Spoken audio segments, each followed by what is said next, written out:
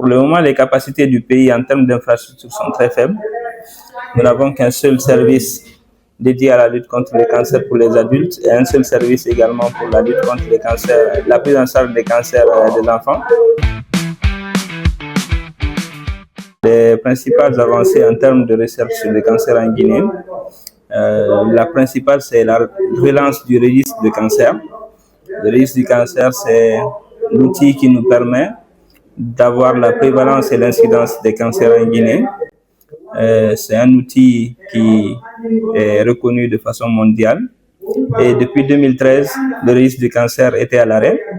À l'arrivée du programme, nous avons réussi à relancer ce registre où nous avons pu collecter près de 12 886 cas de cancer dans différents services. Certes, la collecte n'est pas encore terminée, elle est toujours en cours, mais c'est une avancée majeure parce que ça permet de rattraper les données historiques en termes de cancer.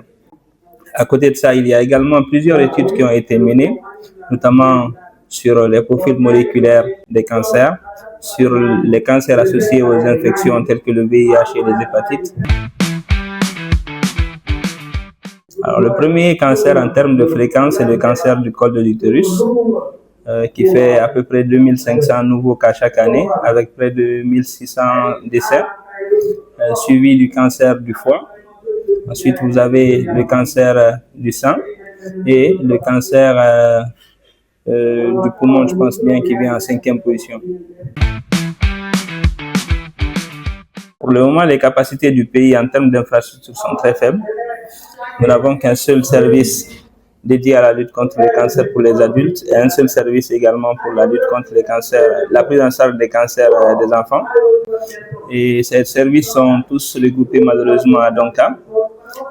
Les services qui permettent de poser le diagnostic de cancer, les services d'anatomopathologie, sont uniquement aussi situés à Conakry, dont un à Donka et un à l'hôpital de l'Amitié Sino-Guinée, et malheureusement qui n'ont pas des équipements de haute performance pour poser le diagnostic moléculaire des cancers. On n'a pas encore d'unité de radiothérapie dans le pays et le traitement pour le moment reste inaccessible pour la majeure partie de la population compte tenu du coût élevé et même de la disponibilité de certaines molécules dans notre pays, ce qui constitue un frein dans la prise en charge de cette maladie. Et de l'autre côté, c'est les ressources humaines. Pour tout un pays, on n'a que 6 spécialistes, dont 4 chirurgiens et 2 oncologues médicaux qui prennent en charge le cancer. Donc on est encore très loin d'atteindre une couverture pour cette prise en charge. À plusieurs niveaux, il y a plusieurs facteurs qui interviennent dans cet état de fait.